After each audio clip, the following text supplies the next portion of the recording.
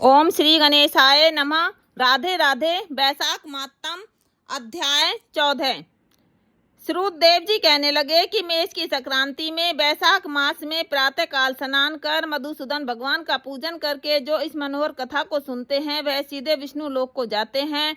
जो दुर्बुद्धि होती हुई कथा छोड़कर अन्य काम करने लग जाते हैं वे रोरक नरक में जाकर पिशाच योनि पाते हैं। यहाँ पर हम एक प्राचीन इतिहास कहते हैं जो पाप दूर कर पवित्र करने वाला है। प्राचीन काल में गोदावरी के किनारे भोश्वर क्षेत्र में ब्रह्मनिष्ठ बड़े परमहंस दुर्वासा ऋषि के 2 शिष्य रहते थे। वे सदा उपनिषद शास्त्रों में निष्ठावान थे।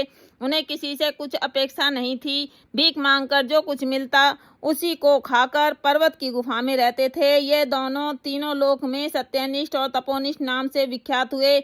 इनमें सत्यनिष्ठ तो सदा कर्मों को करता हुआ भगवान की कथा सुनने और सुनाने में तत्पर रहता था, परंतु पुण्य रूपी कथाओं की व्याख्या के सुनने सुनाने के समय संपूर्ण कामों को भी छोड़ देता था तथा कथा समाप्त होने पर अपने नित्य कर्म करता था। वह बिना कथा श्रवण किए अन्न ग्रहण नहीं करता था।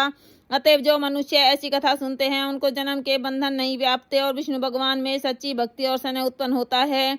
अर्थी दूर हो जाती है और साधु महात्माओं में सुहृदयता उत्पन्न होती है।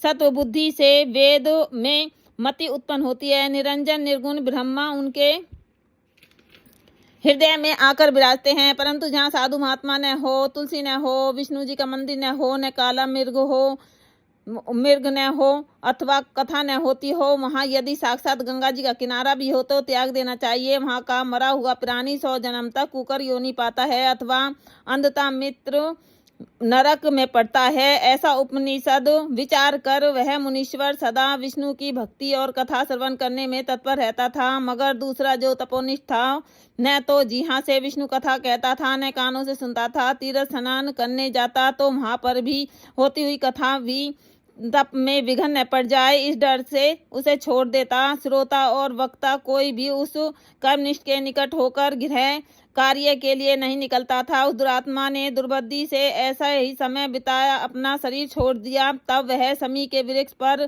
छीनकर नाम का महान बलवान पिशाच हुआ।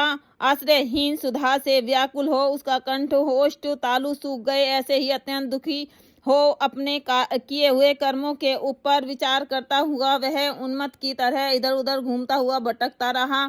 इस प्रकार 10 सहस्त्र वर्ष बीत गए। उसे अपना कोई रक्षक दिखाई नहीं देता था। उस आकृतात्मा की देह पर पवन अग्नि के समान लगता था, जल कालाग्नि के तुल्य और पुष्पादि विष के सदृश मालूम होते थे। इस प्रकार वह उस सुनसान वन में साधु संग तथा कथा से रहित स्थान में भटकता रहा।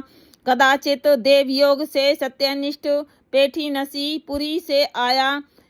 मार्ग में उसने सुधा से अत्यंत पीड़ित और अत्यंत दुखी छिनकन नामक पिशाच को देखा। उसे देख मुनीश्वर कहने लगे, डर मत, तू कौन है, तेरी दशा कैसे हुई है, अब से आगे तुझे दुख नहीं होगा। सत्यनिष्ठ के ऐसे आश्वासन देने पर छिनकन अत्यंत व्याकुल हो कहने लगा, हे प्रभु, मैं दुर्वासा का शिष्य तपोनिष्ठ नाम का यति हूँ। मैं भ्रमस्वर क्षेत्र का निवासी हूँ। कर्मों के लोप हो जाने के भय से अपनी दुर्बुद्धि के कारण महात्माओं द्वारा कही हुई विष्णु कथा का आदर नहीं किया। उसी कर्म के घोर परिणाम से मेरी मृत्यु हुई और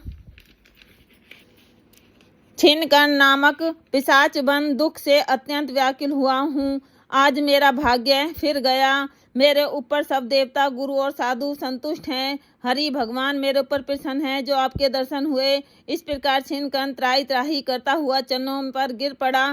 तब महायशस्वी सत्यनिष्ठ ने उसे दोनों हाथों से उठाकर अपने सुकृत का पुण्य और वैशाख मातम को क्षण भर सुनने का फल दिया, जिससे उसके पाप तत्काल दूर हो गए और पिशाच की योनि छोड़ दिव्य देह धारण कर महामुनि की परिक्रमा व प्रणाम कर दिव्य विमान पर बैठ विष्णु लोक को गया और सत्यनिष्ठ पेठी नसी पुरी को गया तथा बारंबार महात्मा श्रवण की चिंता करने लगा। सूर्यदेव जी बोले, जहाँ शुभ फल देने वाली सब लोगों के पाप दूर करने वाली विष्णु भगवान की कथा होती है वहाँ सभी तीर्थ अनेक क्षेत्र आ जाते हैं तथा वहाँ के निवासियों को मुक्ति प्राप्त होती है, इसमें संदेह नहीं है।